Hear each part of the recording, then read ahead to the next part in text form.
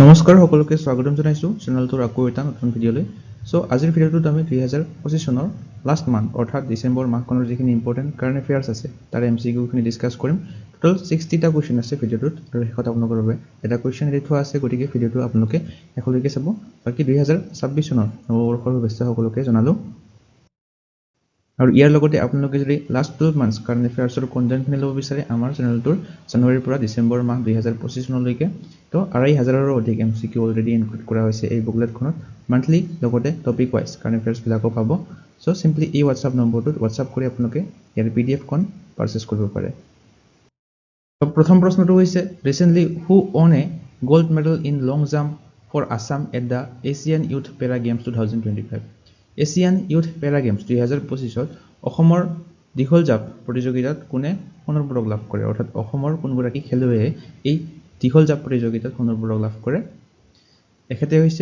এখেতৰ নাম হৈছে অনিস্মিতা কৌৰ অপচন এ টো হ'ব শুদ্ধ উত্তৰ সো টোটাল 5টা মেডেল লাভ কৰে দুজন খেলুৱৈয়ে অনিস্মিতা কৌৰে 3টা লাভ কৰে গোল্ড এটা সিলভাৰ এটা ব্ৰঞ্জ এটা লগতে লালৰাম চৌক হমাৰে দুটা লাভ কৰে গোল্ড মেডেল জেভলিন থ্ৰ প্ৰতিযোগিতাত আৰু ডিসকাস থ্ৰ প্ৰতিযোগিতাত ব্ৰঞ্জৰ পদক লাভ কৰে Next question is the Swahid Smarak Kshetra recently inaugurated in Guwahati is dedicated to the martyrs of which historic movement. তো হেহদিয়াকৈ গুৱাহাটীত উদ্বোধন কৰিছে শহীদ স্মাৰক এটা এইটো কোনটো ঐতিহাসিক আন্দোলনৰ শহীদসকলৰ বাবে উৎসৰ্গিত কৰি বনোৱা হৈছে এইটো হৈছে এই স্মাৰকটো অপচন সি টো হ'ব শুদ্ধ উত্তৰ আসাম মুভমেন্ট অৰ্থাৎ অসম আন্দোলনত হোৱা শহীদসকলৰ বাবে উৎসৰ্গিত কৰি এই শহীদ স্মাৰক ক্ষেত্ৰটো উদ্বোধন কৰা হৈছে হেহদিয়াকৈ এৰ চাব পাৰে গুৱাহাটীৰ বৰা গাঁৱত এই শহীদ স্মাৰক ক্ষেত্ৰটো উদ্বোধন কৰা হৈছিল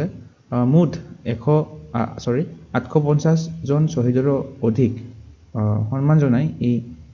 শহীদ স্মাৰক ক্ষেত্ৰটো বনোৱা হৈছে 10 ডিসেম্বৰ তাৰিখে শহীদ দিৱসৰ দিনা এটো ইনগৰেট কৰিছিল সিএম হিমন্ত বিশ্ব শৰ্মাই আৰু ইয়াৰে এটা ইম্পৰ্টেন্ট পইণ্ট এটো মনত ৰাখিব অসম আন্দোলনত প্ৰথম শহীদ কোন আছিল ফাৰ্স্ট মাৰ্টাৰ অফ আসাম আন্দোলন ইজ খড়গেশ্বৰ তালুকদাৰ যিয়ে 1979 চনত মৃত্যু হৈছিল বা শহীদ হৈছিল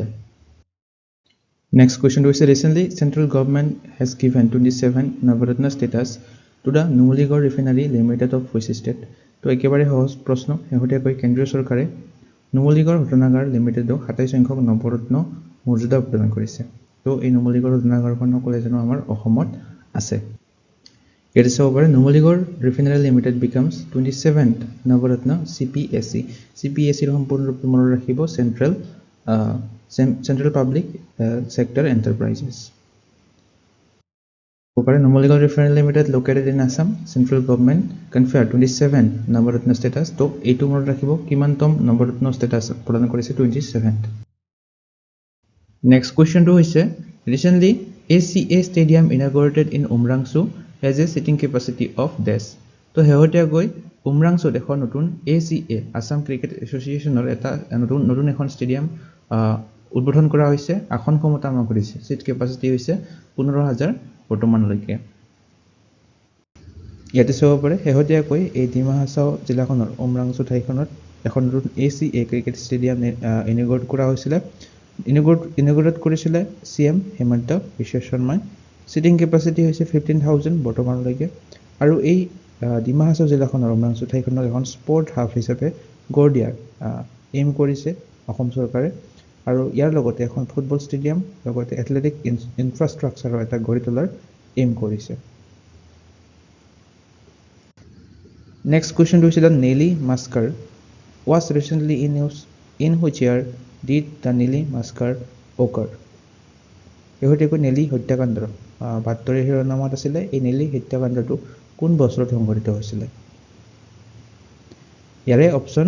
বি2 হ'ব শুদ্ধ উত্তৰ 1983 অৰ্থাৎ 1983 চনত যেতিয়া অসম আন্দোলন হৈছিল তেতিয়া এই নেলি হত্যাকাণ্ডটো সংঘটিত হৈছিল এটা চাব পাৰে Nellie massacre occurred on February 18 1983 in the Nagao currently Morigao district in Assam Next question is recently who won Filmfare OTT award from Assam অসমৰ পৰা Filmfare OTT award কোনে জয়লাভ কৰিছে অৰ্চিতা আগৰৱালে জয়লাভ কৰিছে অপশ্যন বিটো হ'ব শুদ্ধ উত্তৰ অৰ্চিতা আগৰৱালে লাভ কৰিছে breakthrough performance by a newcomer female এৱাৰ্ডটো কোনখন চিনেমাৰ বাবে লাভ কৰিছে হিন্দী থ্ৰিলাৰ ফিল্ম এইখনৰ নাম হৈছে ডেছপেচ আৰু এজনে লাভ কৰিছিলে বেষ্ট সাউণ্ড ডিজাইন হিচাপে এৱাৰ্ড হিচাপে সুস্মিত বব নাটে তেখেতে এই ৱেব সিৰিজখনৰ বাবে লাভ কৰিছিলে ষ্টলেন নামৰ নেক্সট কুৱেশ্যনটো হৈছে হু is the chief guest of upcoming 77th Republic day parade অৰ্থাৎ 2026 চনৰ যিটো ৰিপাব্লিক ডে হ'ব তাৰে ৭৭ সংখ্যক সংস্কৰণৰ মুখ্য অতিথি কোন হ'ব আমাক সুধিছে ইয়াৰে অপশ্যন ডিটো হ'ব শুদ্ধ উত্তৰ president of European commission and European council এখেত দুজনক চিফ গেষ্ট হিচাপে অনা হ'ব 77th ৰিপাব্লিক ডেৰ দিনা আৰু ইউৰোপিয়ান কমিশ্যনৰ প্ৰেছিডেণ্টজনৰ নাম হৈছে উৰ্চুলা ফন ডাৰ লিয়েন আৰু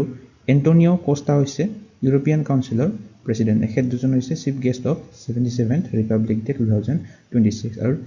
76th যিটো 2025 চনত হৈছিলে ৰিপাব্লিক ডে তাৰে চিফ গেষ্ট আছিলে প্ৰবো সুবিয়ান্টো ইণ্ডোনেছিয়াৰ প্ৰেছিডেণ্ট আছিলে তেখেত নেক্সট কুৱেশ্যনটো হৈছে ৰিচেণ্টলি আছামছ আইচি Prisha Bora on PM's national child award mainly for contribution of which area তো ইয়াৰে অপশ্যন এটো হ'ব শুদ্ধ উত্তৰ ছাষ্টেইনেবল এগ্ৰিকালচাৰেল ইনোভেশ্যন তো আইচি প্ৰিছা বৰাই শেহতীয়াকৈ প্ৰধানমন্ত্ৰী ৰাষ্ট্ৰীয় বাল পুৰস্কাৰ লাভ কৰিছে 2024 চনত ইয়াতে চাব পাৰি আইচি প্ৰিছা বৰা যোৰহাটৰ হয় তেখেতে প্ৰধানমন্ত্ৰী ৰাষ্ট্ৰীয় বাল পুৰস্কাৰ লাভ কৰিছে 2024 চনৰ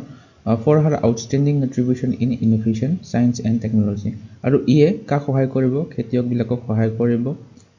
পৰিৱেশ অনুকূল আৰু কম খৰচী সমাধানৰ ওপৰত গুৰুত্ব দিছে তেওঁৰ এই কামটোৱে alliance with sustainable development goals অৰ্থাৎ বহনক্ষম উন্নয়নৰ লক্ষ্যৰ সৈতে মিল খায় তেখেতৰ এই কামটো নেক্সট কুৱেশ্যনটো হৈছে according to recent RBI data which state recorded the fastest GSDP growth in India over last 5 years তো শেহতীয়াকৈ তথ্য RBI এটা তথ্য ৰিলিজ কৰিছিলে যোৱা 5 বছৰৰ ভিতৰত ভাৰতৰ আটাইতকৈ দ্ৰুত GSDP বিকাশ অভিলেখ কৰা ৰাজ্যখন কোনখন GSDPৰ সম্পূৰ্ণ ৰূপটো হৈছে গ্ৰছ ষ্টেট ডমেষ্টিক প্ৰডাক্ট তো অসমে শীৰ্ষস্থান লাভ কৰিছে শেহতীয়া তথ্য অনুসৰি ইয়াতে চাব পাৰি অসমে শীৰ্ষস্থান লাভ কৰিছে দ্বিতীয় তামিলনাডু তাৰপিছত কৰ্ণাটক ৰাজ্যখনে ইয়াতে চাব পাৰে লাষ্ট 5 ইয়াৰ্ছত অসমৰ গ্ৰছ ষ্টেট ডমেষ্টিক প্ৰডাক্টৰ বৃদ্ধি 45% বৃদ্ধি পাইছে প্ৰথম প্ৰশ্নটো হৈছে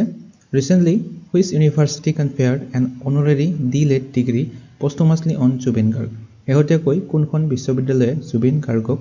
মৰণোত্তৰভাৱে D.Litt ডিগ্ৰী প্ৰদান কৰিছে D.Litt ইয়াৰে সম্পূৰ্ণ ৰূপটো হৈছে ডক্টৰ অফ লিটাৰেচাৰ তো এই ডিগ্ৰীটো শেহতীয়াকৈ মৰণোত্তৰভাৱে জুবিন গাৰ্গক প্ৰদান কৰিছে কটন বিশ্ববিদ্যালয়ে শেহতীয়াকৈ প্ৰদান কৰিছে চাব পাৰে 9 ডিচেম্বৰ তাৰিখে কটন ইউনিভাৰ্চিটিয়ে জুবিন গাৰ্গক মৰণোত্তৰভাৱে এই D.Litt ডিগ্ৰীটো প্ৰদান কৰিছে তেওঁলোকৰ কটন ইউনিভাৰ্চিটিৰ 4th কনভকেশ্যনত কিয় দিয়া হৈছে recognising Zubeen Garg's outstanding contribution to music cinema culture heritage আৰু এই এৱাৰ্ডটো জুবিন গাৰ্গৰ হৈ তেওঁৰ ভনীয়েক তেখেতৰ সিষ্টাৰ ডক্টৰ পালমি বৰদপুৰে গ্ৰহণ কৰিছে নেক্সট কুৱেশ্যনটো হৈছে recently which world renowned Indian sculptor known as creator of the Statue of Unity passed away at the age of 100 তো 100 বছৰ বয়সত শেহতীয়াকৈ মৃত্যু হৈছে ৰাম ভাঞ্জি সুতাৰৰ এটা চাব পাৰে শেহতীয়াকৈ প্ৰসিদ্ধ ভাস্কৰ্য শিল্পী ৰাম ভি সুতাৰৰ মৃত্যু হৈছিলে তেওঁৰ বয়স আছিল 100 বছৰ 18 ডিচেম্বৰ তাৰিখে তেখেতৰ মৃত্যু হয় তেখেতক ষ্টেচু মেন অফ ইণ্ডিয়া বুলি কোৱা হয় এইটো মনত ৰাখিব গুজৰাটৰ যিটো ষ্টেচু অফ ইউনিটি আছে তেখেতে নিৰ্মাণ কৰিছিলে ষ্টেচু অফ ইউনিটিৰ হাইট কিমান আছিলে 182 মিটাৰ আৰু এইটো পৃথিৱীৰ ভিতৰতে আটাইতকৈ ওখ ষ্টেচু হয় এইটো মনত ৰাখিব ইয়াৰ লগতে অসমৰ তেখেতে যিটো আমাৰ লাচিত বৰফুকন ষ্টেচু আছে ব্ৰহ্মপুত্ৰৰ ওপৰত সেইটোও নিৰ্মাণ কৰিছিলে লগতে শেহতীয়াকৈ এই লোকপ্ৰিয় গোপীনাথ বৰদলৈ এটা মূৰ্তি উদ্বোধন কৰা হৈছিল সেইটোও তেখেতে নিৰ্মাণ কৰিছিলে ইয়াৰ লগতে ইম্পৰ্টেণ্ট পইণ্ট মনত ৰাখিব পদ্মশ্ৰী কেতিয়া লাভ কৰিছিলে ৰামভি চুতাৰে 1999ত পদ্মভূষণ লাভ কৰিছিলে 2016ত ভেৰি ভেৰি ইম্পৰ্টেণ্ট মনত ৰাখিব নেক্সট কুৱেশ্যনটো হৈছে filmmaker Rima Das recently honoured with the excellence in directing award by which organisation for her film village rockstar 2 তো ৰীমা দাসে শেহতীয়াকৈ ভিলেজ ৰকষ্টাৰ 2ৰ বাবে এই বঁটাটো লাভ কৰিছে কোনে প্ৰদান কৰিছে New York women in film and টেলিভিশ্যনে এটা চাব পাৰে excellence in directing 2025 village Rockstar 2ৰ বাবে কুৱেশ্যনটো এনেকৈ নাহি আমাক সুধিব পাৰে ভিলেজ ৰকষ্টাৰ্ছ 2 খন কোনে ডাইৰেক্ট কৰিছিল আমি ক'ব লাগিব ৰীমা দাসে নেক্সট প্ৰশ্নটো হৈছে recently in which place North East largest auditorium inaugurated শেহতীয়াকৈ উত্তৰ পূব ভাৰতৰ আটাইতকৈ ডাঙৰ প্ৰেক্ষাগৃহটো কোনখন ঠাইত উদ্বোধন কৰা হৈছে উত্তৰ পূবৰ আটাইতকৈ ডাঙৰ প্ৰেক্ষাগৃহটো উদ্বোধন কৰা হৈছে শেহতীয়াকৈ গুৱাহাটীৰ খানাপাৰাত অপশ্যন বি টো হ'ব শুদ্ধ উত্তৰ আৰু এই প্ৰেক্ষাগৃহটোৰ নাম দিয়া হৈছে জ্যোতি বিষ্ণু প্ৰেক্ষাগৃহ যেটো গুৱাহাটীৰ খানাপাৰাত ইনঅগ্ৰেট কৰা হৈছে শেহতীয়াকৈ 29 ডিচেম্বৰ তাৰিখে আৰু কোনে ইনঅগ্ৰেট কৰিছিলে হোম মিনিষ্টাৰ অমিত শাহে ইনঅগ্ৰেট কৰিছিলে টোটাল সিট কেপাসিটি হৈছে 5000টা সিট জ্যোতিপ্ৰসাদ আগৰৱালা বিষ্ণু ৰথাৰ নামেৰে নামাঙ্কিত কৰা হৈছে জ্যোতি বিষ্ণু অডিটৰিয়ামটো কিমান কনষ্ট্ৰাক্ট কৰোতে কিমান কষ্ট হৈছে 291 crore টকা next according to new survey of wildlife trust of india approximately how many white-winged wood duck are present in the entire northeast ভাৰতত বন্যপ্ৰাণী ন্যাসৰ নতুন জৰীপ অনুসৰি সমগ্ৰ উত্তৰ পূৰ্বাঞ্চলত বৰ্তমান approximately অৰ্থাৎ কিমান সংখ্যক দেওহা আছে approximately বৰ্তমান 300টা অৰ্থাৎ around 300টা হোৱাইট উইংড উড ডাক অৰ্থাৎ অসমৰ যিটো ৰাজ্যিক চৰাই দেওহা এইটো আছে বুলি এই সাৰ্ভেটোত প্ৰকাশ পাইছে ইয়াতে চাব পাৰে 300টা উত্তৰ পূব ভাৰতত এৰাউণ্ড 300টা উত্তৰ পূব ভাৰতত আছে আৰু ইয়াৰে 200টাৰো কম অসমত বৰ্তমান থকা বুলি এই সাৰ্ভেটোত প্ৰকাশ পাইছে আৰু ক্ৰিটিক্যালি এন্ডেঞ্জাৰ্ড স্পেচিছ হিচাপে ঘোষণা কৰিছে অৰ্থাৎ সংকটজনকভাৱে বিপন্ন আৰু বিলুপ্তিৰ পথত থকা এই দেওহাটো অংকেত দিয়ে next recently what has been declared as new name of PMO অৰ্থাৎ প্ৰাইম মিনিষ্টাৰ্ছ অফিচক এটা নতুন নাম ঘোষণা কৰিছে প্ৰধানমন্ত্ৰী নৰেন্দ্ৰ মোদীয়ে সেইটো নাম কি ভাৰত তীৰ্থ লোকভৱন সেৱা ভৱন সেৱা তীৰ্থ অপশ্যন ডি টো হ'ব শুদ্ধ উত্তৰ প্ৰাইম মিনিষ্টাৰ অফিচৰ নতুন নামটো হৈছে সেৱা তীৰ্থ এটা চাব পাৰে প্ৰাইম মিনিষ্টাৰ্ছ অফিচ সংক্ষেপত PM বুলি কোৱা হয় নতুন দিল্লীত অৱস্থিত এইটো নতুন নাম কৰা হৈছে সেৱা তীৰ্থ সেৱা তীৰ্থ আৰু ৰাজভৱন অৰ্থাৎ যিবিলাক ৰাজ্যপালবিলাকৰ ৰেচিডেন্স আছে সেইবিলাকৰ ৰাজভৱন বুলি কোৱা হয় এইটোক ৰিনেম কৰা হৈছে লোক ভৱন বুলি পিপলছ হাউচ লগতে চেন্ট্ৰেল সেক্ৰেটাৰিয়েট এইটোকো ৰিনেম কৰা হৈছে কৰ্তব্য ভৱন বুলি সো তিনিওটা মনত ৰাখিব আৰু ইয়াৰ লগতে দিল্লীৰ যিটো ৰাজপথ আছে এইটোক আগতে ৰিনেম কৰা হৈছিল কৰ্তব্য পথ বুলি নেক্সট কুৱেশ্যনটো হৈছে recently in which state of India has the tallest statue of Lord Ram been unveiled শেহতীয়াকৈ ভাৰতৰ কোনখন ৰাজ্যত ভগৱান ৰামৰ আটাইতকৈ অসম মূৰ্তি উন্মোচন কৰা হৈছিলে তো এইটো হৈছে ভগৱান ৰামৰ আটাইতকৈ অসম মূৰ্তি এইটো গোৱাত শেহতীয়াকৈ উদ্বোধন কৰা হৈছে এটা চাব পাৰে 77 ফুট উচ্চতা হৈছে এই ষ্টেচুটোৰ ব্ৰঞ্জ ষ্টেচু হয় অৰ্থাৎ ব্ৰঞ্জৰ দ্বাৰা নিৰ্মাণ কৰা হৈছিলে প্ৰাইম মিনিষ্টাৰ নৰেন্দ্ৰ মোদীয়ে শেহতীয়াকৈ 28 নৱেম্বৰ তাৰিখে এইটো ইনঅগ্ৰেশ্যন কৰিছিলে সাউথ গোৱাৰ কানাকানা এই ঠাইখনত আৰু এই ষ্টেচুটো কোনে বনাইছে বা কোনে ক্ৰাফ্ট কৰিছে ৰাম ভি চুতাৰ এখেতে যিটো গুজৰাটৰ ষ্টেচু অফ ইউনিটি আছিলে এইটো এখেতে নিৰ্মাণ কৰিছিলে নেক্সট কুৱেশ্যনটো হৈছে which state's Siliserh lake has been designated as India's new Ramsar site তো শেহতীয়াকৈ ভাৰতৰ 96th ৰামচাৰ চাইট ঘোষণা কৰা হৈছিলে চিলচেৰ হ্ৰদটো কোনখন ৰাজ্যত অৱস্থিত ৰাজস্থান ৰাজ্যখনত অৱস্থিত সো এই চিলিচেৰ লেকটোক ৰাজস্থান ৰাজ্যখনৰ পঞ্চম ৰামচাৰ চাইট হিচাপে ঘোষণা কৰা হৈছে আৰু ভাৰতৰ 96তম ৰামচাৰ চাইট হিচাপে ঘোষণা কৰা হৈছে ভাৰতৰ টোটেল ৰামচাৰ চাইটৰ সংখ্যা হৈছে বৰ্তমান ডিচেম্বৰ মাহখনলৈকে 96টা নেক্সট কুৱেশ্যন হৈছে recently what is the name of the Mascot of first ever খেলো ইণ্ডিয়া ট্ৰাইবেল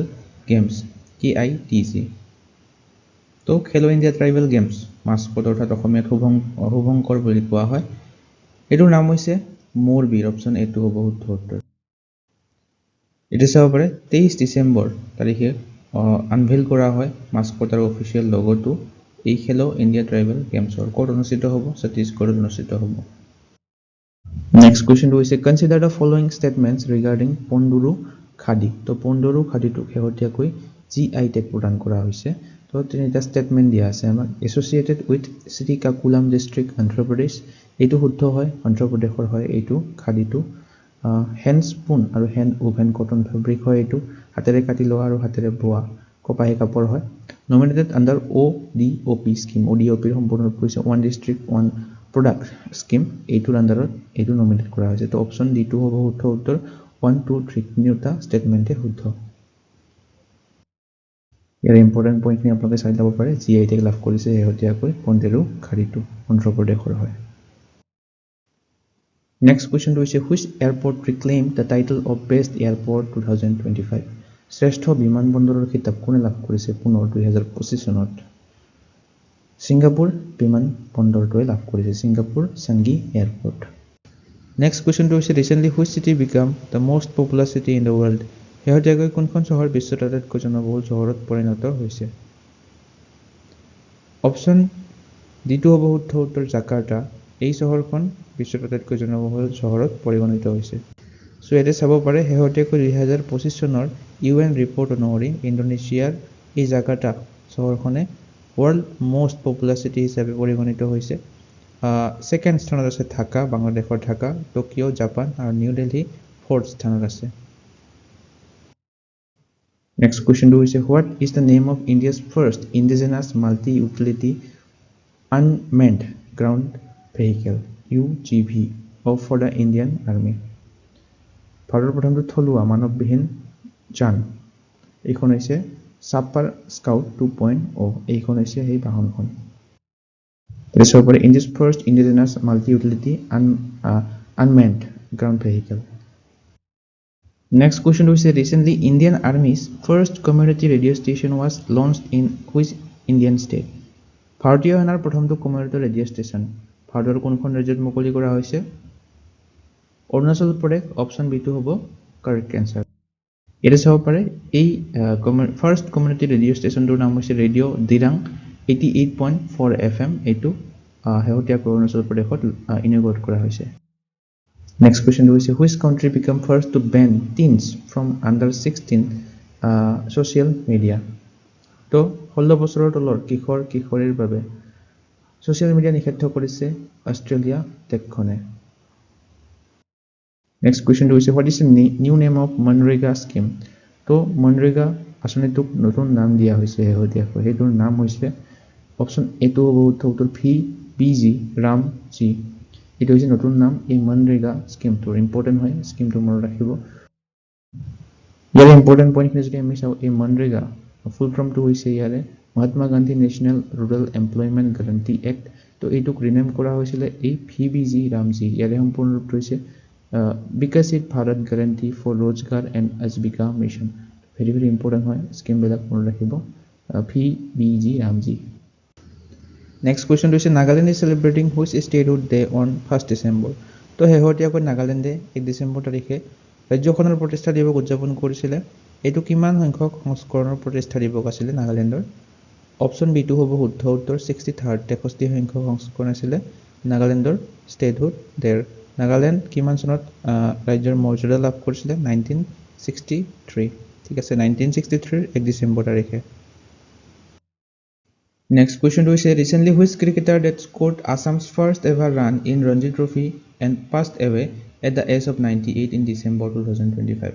অসমৰ ৰঞ্জি ট্ৰফিৰ ইতিহাসত প্ৰথম ৰান লাভ কৰা কোনজন খেলুৱৈ শেহতীয়াকৈ ডিচেম্বৰ মাহত মৃত্যুবৰণ কৰিছে নৱ কমল ভূঞা তেখেতৰ 98 বছৰ বয়সত মৃত্যু হয় শেহতীয়াকৈ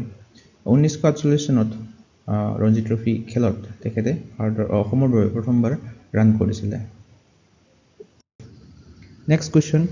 হু has won 15th Manipur polo international title by defeating Colombia দেশখনক পৰাস্ত কৰি 15 সংখ্যক মণিপুৰ পলো আন্তঃৰাষ্ট্ৰীয় খিতাপ কোনে লাভ কৰিছে অপশ্যন চিটো হ'ব উত্তৰ মণিপুৰ ৰাজ্যখনে লাভ কৰিছে আৰু মণিপুৰ ইণ্ডিয়া বি হিচাপে খেলিছিলে তেখেতে এই লাভ কৰিছে 15th Manipur polo international টাইটেলটো next কোৱেশ্চনটো হৈছে where was COP11 of United Nations Convention Against Corruption UNCAC held recently দুৰ্নীতিৰ বিৰুদ্ধে ৰাষ্ট্ৰসংঘৰ সন্মিলন হৈছিলে সেইখনৰ নাম হৈছে COP11 এইখন অনুষ্ঠিত হৈছিলে কাটাৰৰ দোহাত এটা চাব পাৰে 11তম সেশন আছিলে এইটো COP11 বা COSP11 বুলিও কোৱা হয় যেটো কাটাৰত অনুষ্ঠিত হৈছিলে কাটাৰৰ দোহাত কোনে অনুষ্ঠিত কৰিছিলে United nation convention against corruption Next, at the 56th International Film Festival of India, IFFI, the Golden Peacock for Best Feature Film was given to which film? তো আমি আগতে পঢ়িছিলোঁ এই international film festival of India 56 এইটো ক'ত অনুষ্ঠিত হৈছে গোৱাত অনুষ্ঠিত হৈছে তো বেষ্ট ফিচাৰ ফিল্ম শ্ৰেষ্ঠ ছবিৰ বাবে গোল্ডেন পিকক এৱাৰ্ডটো দিয়া হৈছে কোনখন ছবিক আমি ক'ব লাগে অপশ্যন এটো হ'ব উত্তৰ স্কিন অফ ইউথ ভিয়েটনামিজ এখন ছবি হয় স্কিন অফ ইউথ এইখনে Golden Peacock লাভ কৰিছে Next, what is the India's rank in the Women Peace and Security WPS Index 2025 to 26? Women Peace and Security Index of ভাৰতৰ স্থান হৈছে 131st অপশ্যন এটো হ'ব শুদ্ধ উত্তৰ ডেনমাৰ্ক দেশখনে ফাৰ্ষ্ট অৰ্থাৎ টপ শীৰ্ষস্থান লাভ কৰিছে আফগানিস্তান দেশখনে প্ৰথম স্থান লাভ কৰিছে আৰু ভাৰতৰ স্কোৰ কিমান আছিল এইটো মনত ৰাখিব 0.607 Next question to is recently in news who is the first female pass out from Indian Military Academy IMA. তো Indian Military Academy পৰা উত্তীৰ্ণ হোৱা প্ৰথম গৰাকী মহিলা এখেতে হৈছে তেখেত অপশ্যন বি সাই যাদৱ এটা চাব পাৰে লিeutenant সাই Yadav has created history as the first female officer to pass out from IMA. Next, who launched or developed Sansar Sathi application to Sansar Sathi application to নিশ্চয় আপোনালোকে নিউজত দেখিছিলে এই এপ্লিকেশনটো কোনে মুকলি কৰিছে আমি ক'ব লাগে অপশ্যন এটো হ'ব শুদ্ধ উত্তৰ ডিপাৰ্টমেন্ট অফ টেলিকমিউনিকেশ্যন DOT সংক্ষেপত কোৱা হয় এটা চাব পাৰে এই এপ্লিকেশনটোৰ পাৰপাসটো হৈছে to enhance digital safety and awareness about cyber frauds Next question to is which country became the first to recently announce a full ban on all plastic products by at the end of 2025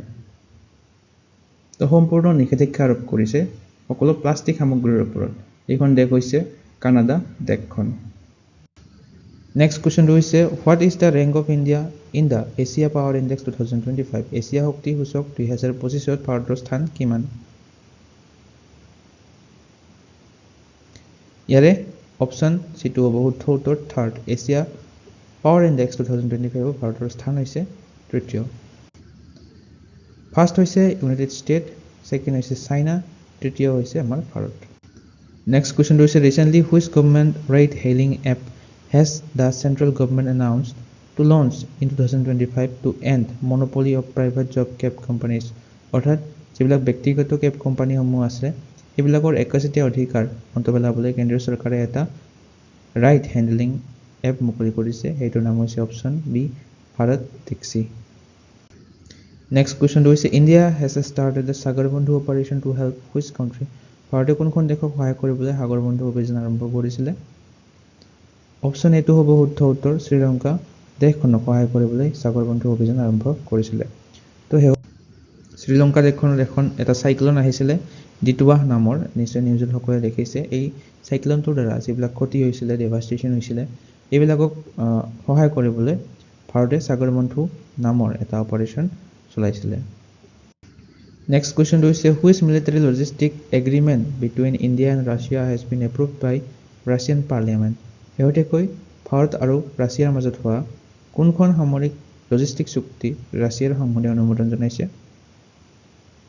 option সি টো হ'ব উত্তৰ RELOS so হেহতীয়াকৈ state ডিউমা অৰ্থাৎ Russian পাৰ্লিয়ামেন্টে এই ৰেচিপ্ৰকেল exchange of logistic support অৰ্থাৎ RELOS সংক্ষেপত কোৱা হয় এই এগ্ৰিমেন্টখন approve কৰিছে আৰু এই এগ্ৰিমেন্টখনৰ পাৰপাসটো কি উদ্দেশ্যটো কি এই এগ্ৰিমেন্টখনৰ উদ্দেশ্যটো হৈছে ইখনে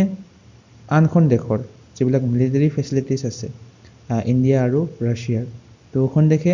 ইখনে আনখনৰ এই মিলিটাৰী ফেচিলিটিছবিলাক এক্সেছ কৰিব পাৰিব যেনে ৰিফিউলিং হওক সেনাবাহিনীয়ে সশস্ত্ৰ বাহিনীয়ে যিবিলাক ইন্ধন ভৰায় সেইবিলাকেই হওক ৰিপেয়াৰিং হওক মেৰামতি হওক ৰক্ষণাবেক্ষণেই হওক আৰু যোগানকে ধৰে এইবিলাক সুবিধা ইখনে আনখন দেশৰ পৰা লাভ কৰিব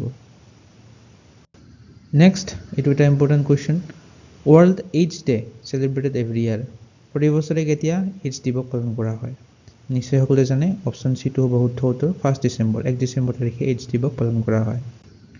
next question which position has India secured in the world skills competition 2025 held in Taiwan বিশ্ব দক্ষতা প্ৰতিযোগিতাত ভাৰতে স্থান লাভ কৰিছে অষ্টম 8th পজিশ্যন লাভ কৰিছে নেক্সট কুৱেশ্যনটো হৈছে what is the Oxford word of the year 2025 তো অক্সফৰ্ডৰ এই ৱাৰ্ড অফ দ্য ইয়াৰ কোনটো হৈছে ৱাৰ্ডটো আমাক ক'ব লাগে অপশ্যন চিটো হ'ব শুদ্ধ উত্তৰ ৰেজ বেইটটো হৈছে Oxford word of the year 2025 next কুৱেশ্যনটো হৈছে summer Deaflympics was held in which country গ্ৰীষ্মকালীন ডেফলিম্পিক কোনখন দেশত অনুষ্ঠিত হৈছিলে জাপান দেশখনত অনুষ্ঠিত হৈছিলে ছামাৰ ডেফলিম্পিক্স 2025 নেক্সট কুৱেশ্যনটো হৈছে which state hosted regional AI impact conference 2025 option বিটো হ'ব শুদ্ধ উত্তৰ শেহতীয়াকৈ মেঘালয় ৰাজ্যখনে ৰিজিয়নেল AI ইম্পেক্ট কনফাৰেন্স 2025 চনতো আয়োজন কৰিছিল নেক্সট কুৱেশ্যনটো হৈছে which country has won the title FIFA World Cup under 17 for the first time FIFA বিশ্বকাপ অনূৰ্ধ্ব 17 বছৰৰ খিতাপ প্ৰথমবাৰৰ বাবে কোনখন দেশে জয়লাভ কৰিছে অপশ্যন বিটো হ'ব শুদ্ধ উত্তৰ পৰ্তুগাল দেশখনে লাভ কৰিছে এটি চাব পাৰে পৰ্তুগালে চেম্পিয়ন হৈছে ৰানাৰ আপটো মনত ৰাখিব অষ্ট্ৰিয়া দেশখন আছিলে ৰানাৰ্ছ আপ 1-0 স্ক'ৰ লাইনত হৰুৱাইছিল পৰ্তুগালে অষ্ট্ৰেলিয়া আৰু কাটাৰত অনুষ্ঠিত হৈছিলে মেইডেন আণ্ডাৰ 17 ৱৰ্ল্ড কাপ লাভ কৰিছে পৰ্তুগাল দেশখনে নেক্সট কুৱেশ্যনটো who is the men's athlete of the year 2025 পুৰুষৰ এথলেট অফ দ্য ইয়াৰ কোনে লাভ কৰিছে men's athlete of the year লাভ কৰিছে অপশ্যন এ ডুপ্লাণ্টিছে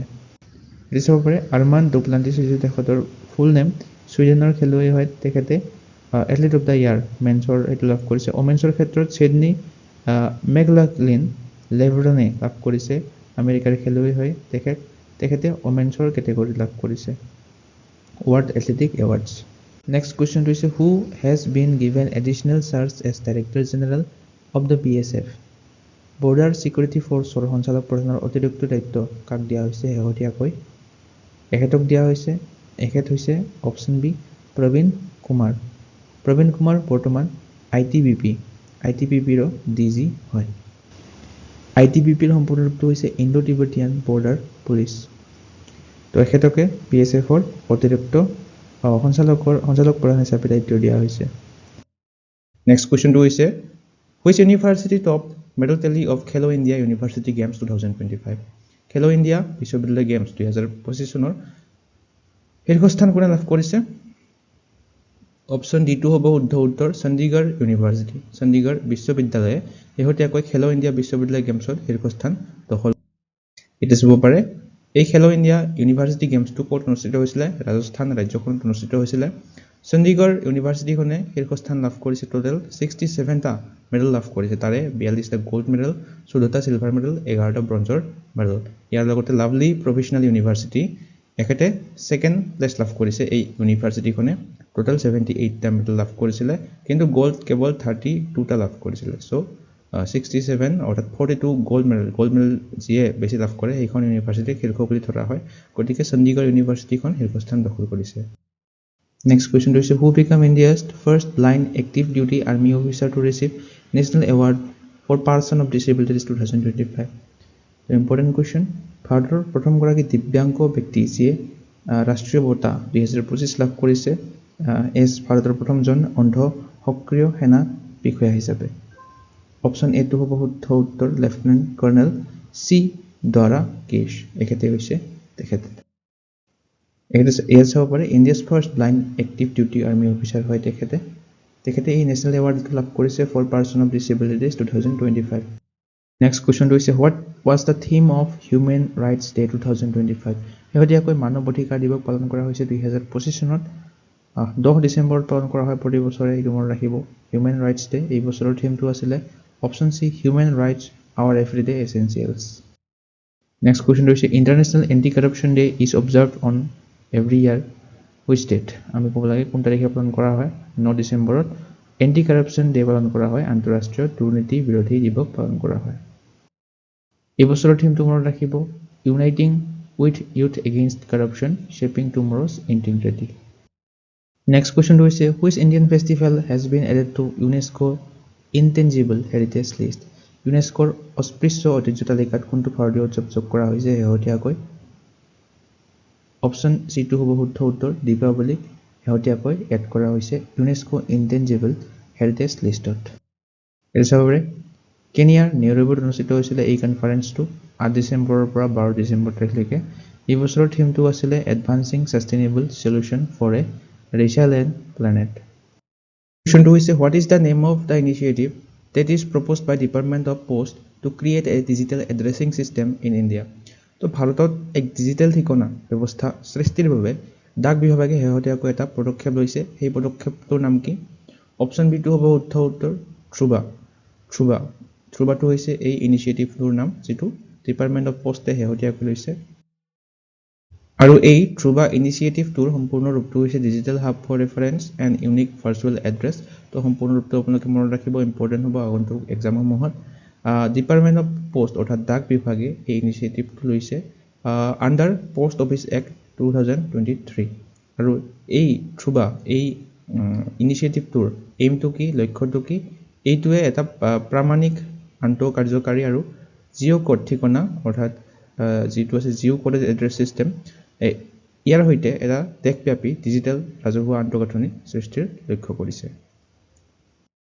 নেক্সট কুৱেশ্যনটো হৈছে recently who has been included in the world's book of record by taking oath as chief minister for 10th time.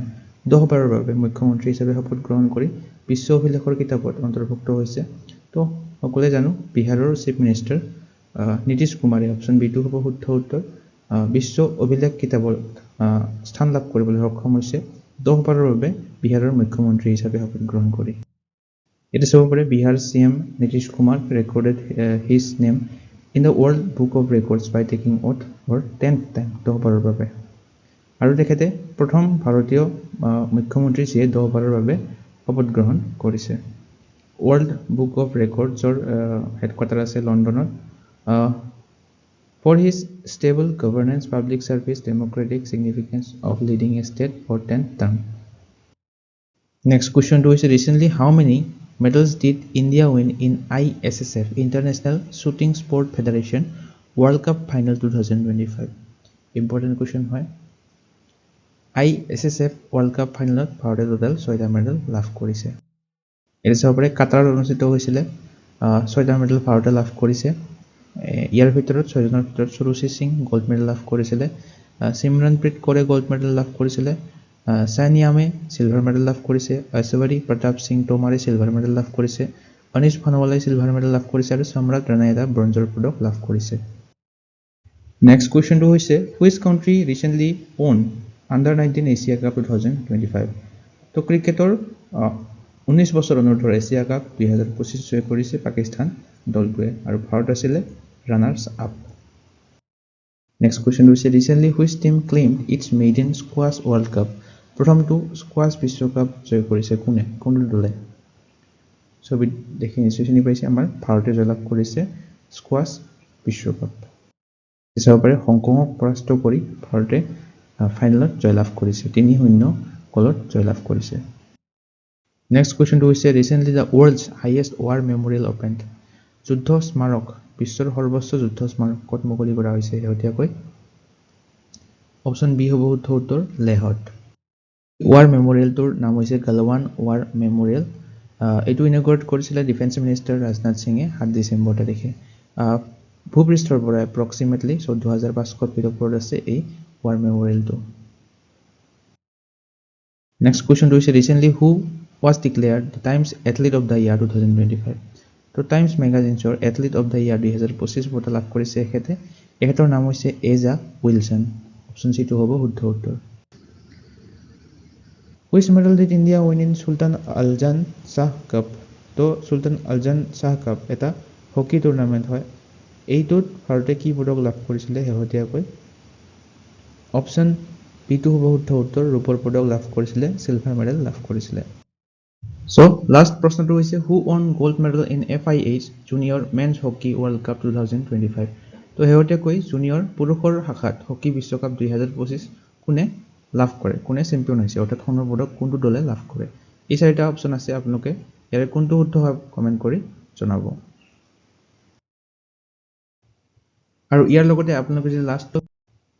আৰু ইয়াৰ লগতে আপোনালোকে যে লাষ্ট 12 মান্থছ কাৰেণ্ট এফেয়াৰ্ছৰ কণ্টেণ্টখিনি ল'ব বিচাৰে আমাৰ চেনেলটোৰ জানুৱাৰীৰ পৰা ডিচেম্বৰ মাহলৈকে গোটেইখিনি পাব 2,500ৰো অধিক MCQ ইনক্লুড কৰা হৈছে প্ৰতিখন মাহৰে 100ৰো অধিক MCQ পাব এই বুকলেটখনত আৰু টপিক ৱাইজ কুৱেশ্যনবিলাকো পাব কণ্টেণ্টত থকা গোটেইবিলাক টপিক পাব কুৱেশ্যনবিলাক MCQ ফৰ্মেটত দিয়া আছে লগতে ৰিলেটেড পইণ্টছবিলাকো এটাচ কৰি দিয়া আছে লগতে পিকচাৰো প্ৰভাইড কৰা আছে যাতে মনত ৰাখিব সুবিধা হয় আপোনালোকৰ চ' এই বুকলেটখন যদি ল'ব বিচাৰে কাৰেণ্ট প্ৰাইচ হৈছে 99 ৰুপিজ চ' এই হোৱাটছআপ নম্বৰটোত হোৱাটছআপ কৰি ইয়াৰে PDF-খন আপোনালোকে পাৰচেছ কৰিব পাৰে